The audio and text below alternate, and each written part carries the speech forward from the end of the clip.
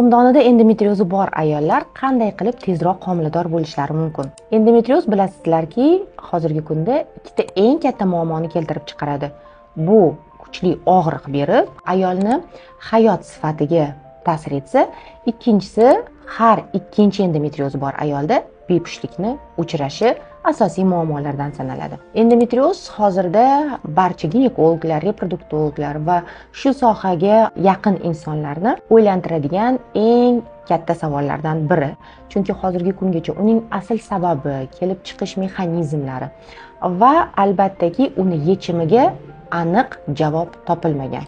Shunga qaramasdan, uni bir necha hozirgi kunda yechimlari mavjud. Birinchisi bu gormonal tabletkalar. Darhaqiqat, ushbu tabletkalar og'riqni kamaytirishi, siklni muvozanatlashi va ayol kishining hayot sifatini yaxshilashi mumkin. Ammo ularning eng katta minus tomoni, ular ovulyatsiyani bloklaydi. Homilador bo'lmoqchi bo'lgan ayolga, ayniqsa endometriozi bor bo'lgan ayolga reproduktiv tibbiyot hech qachon ovulyatsiyani bloklamaslikni tavsiya etadi. Ya'ni sizda homiladorlik rejalayotgan bo'lsangiz, bunday preparat sizga to'g'ri kelmaydi.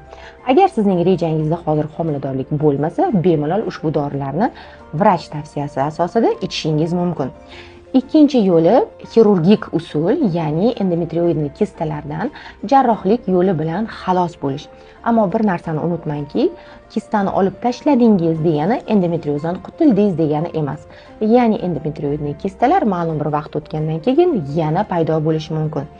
Eng yomon tomoni buni qumdonlarni zaxirasiga jarrohlik usulini ta'siri. Jarrohlik amaliyotidan so'ng zaxiralar soni anchagina kamayib ketishi mumkin. Bu esa reproduktolog shifokoringiz ishini murakkablashtiradi. Uchinchi yo'li esa eko amaliyotiga qadam bosish. Zamonaviy reproduktiv tibbiyot, shuningdek Butunjahon sog'liqni saqlash tashkilotini maslahat berishiga ko'ra, 1 yil davomida konservativ yo'l bilan, ya'ni faqatgina tabletkalar bilan davolanilganda homiladorlik ro'y bermasa, endometrioz ayollarga eko usulini tavsiya etishimiz shart. O'z to'g'ri yo'lingizni yo'qotmang. O'ylaymanki, bizning maslahatlarimiz bunda sizga yordam beradi.